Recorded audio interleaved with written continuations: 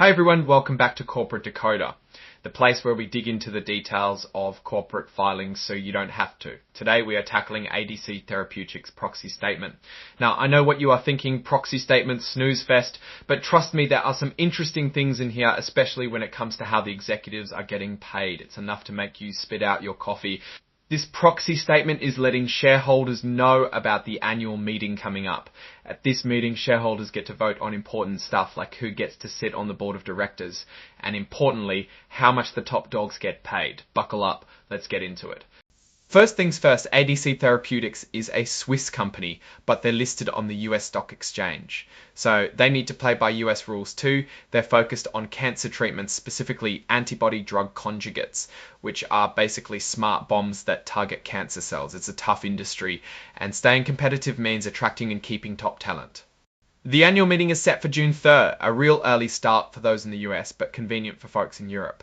At the meeting, shareholders will be asked to vote on a number of proposals, including approving the financial statements for 2024, giving a thumbs up or thumbs down to the executive compensation, and electing directors. A big one is about increasing the number of shares authorized under their equity incentive plan. This is important because it allows the company to offer stock options and other equity-based awards to employees. Basically, a bigger pot of gold to attract and retain people. Most shareholders are getting a notice online on how to view the report instead of getting a paper copy in the mail. This saves the company money and it's better for the environment. Each share gets one vote. However, if someone ends up controlling more than 15% of the voting power, those extra shares above that limit might lose their voting rights. This is a way to prevent one person from taking over the whole show. Let's talk about who's running the show. Amit Malik is the CEO, the chairman of the board is Ron Squarer. There is also a lead independent director, Peter Hugg. Having a lead independent director is a good practice when the chairman isn't considered independent. This provides additional checks and balances on the board. The board has determined that most of the directors, people like Robert Azelby, Jean-Pierre Bazzari, are independent, meaning they don't have any close ties to the company's management. This is important for good governance. The board has a few key committees. There's an audit committee making sure the books are in order, a compensation committee deciding how much executives get paid, and a nomination committee finding qualified candidates for the board and ensuring ethical practices. The company has policies in place to prevent insider trading. This policy also prohibits directors, officers, and employees from hedging or pledging their company shares, which could create the wrong incentives. Now for the part everyone loves to hate or loves to love, depending on how generous they are. Let's talk about executive compensation. The named executive officers, the people whose pay is disclosed in this report, are Amit Malik, the CEO, Jose P. Pamona, the CFO, and Mohammed Zaki, the chief medical officer. The company's philosophy is to pay for performance, reward success, align executive interests with shareholders, and be competitive to attract and retain people. They use a mix of base salary, annual bonuses, and long-term equity incentives like stock options. The compensation committee relies on a few things when setting pay. They benchmark against similar companies. Alpine Rewards and Pearl Meyer and Partners LLC were used as compensation consultants. Here's a quick look at those similar companies: Ati Biosciences, Fibrogen, Nektar Therapeutics. These are other biopharma companies that ADC Therapeutics sees as its peers. They look at things like revenue, employee count, and market size.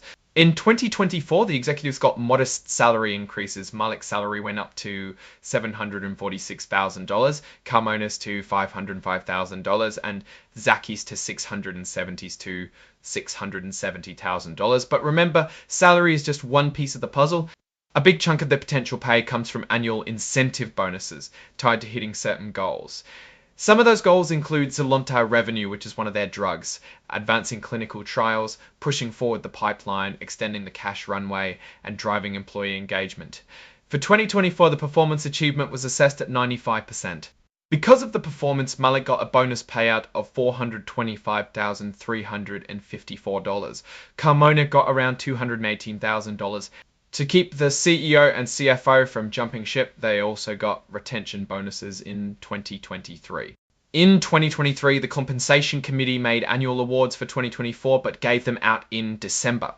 In December 2023, Mr. Malik got 990,000 in restricted stock units, and Dr. Zaki got 270 restricted stock units, and Dr. Zaki got 270,000.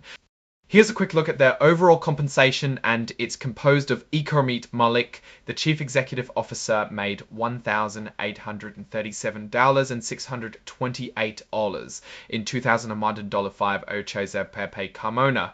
The Chief Financial Officer made Oman Zaki, Chief Medical Officer, made $1,009 Zaki, Chief Medical Officer, made $1,009 and Zaki, Chief Medical Officer, made $1,009,500 on 13. The chart also shows how executive pay relates to company performance. While pay increased, so did the shareholder return, the money you'd have now if you invested $100 at the start of the period.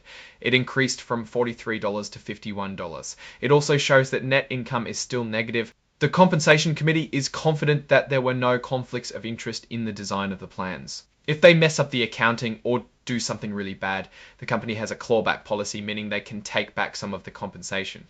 All three executives have employment agreements outlining their pay and what happens if they leave, are terminated, or if there's a change in control of the company, meaning the company is sold. Now, let's talk about how much the non-employee directors make. Members of the board receive annual retainers for committee membership. There are also separate meeting fees. On June 13, 2020, 2024, the Nonia Vestate Quota Hall, Viviane Monges, Thomas Pfisterer, Victor Sandor, and Ron Squarer were granted 40,000 restrict stock units with a one-year vestate. Now, who actually owns the stock? Here are some of the major shareholders. Red Mile Group owns a lot, nearly 16%. Hans-Peter Wild owns nearly 10%, and ProSite Management owns nearly 10%. We also see that all officers and directors are being indemnified, insured in case of lawsuits and claims made against them. One of the proposals is to increase the number of shares available under the 2019 Equity Incentive Plan. The Compensation Committee thinks they need more shares to award to employees to attract and retain talent.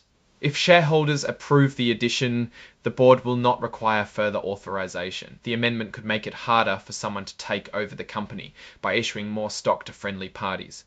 The audit committee is saying they reviewed the financial statements with management and the auditors, and they recommend that the board include those statements in the annual report. So, what do I think of ADC Therapeutics? It's a company in a tough industry, and they need to pay competitively to attract and retain talent. It is good that the executive compensation is tied to performance, but there is a disconnect to the actual value delivered to their shareholders, as shown in the clawback provision in case things go south.